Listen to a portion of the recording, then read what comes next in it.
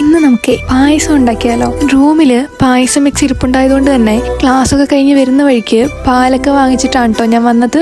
അങ്ങനെ പിന്നെ റൂമിൽ വന്ന് നേരെ യൂണിഫോമും ചേഞ്ച് ചെയ്തിട്ട് പായസം ഉണ്ടാക്കാന്ന് വിചാരിച്ചേ.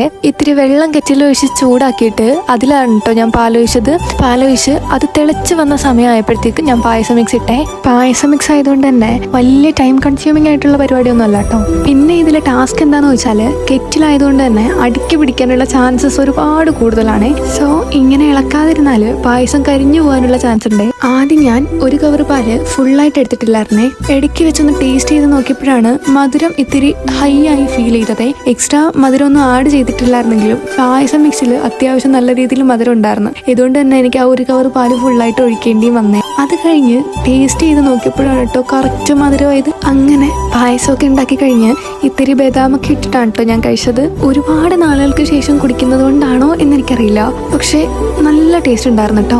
അപ്പൊ ഇന്ന് ഇത്രയേ ഉള്ളൂ. ചാച്ചാ.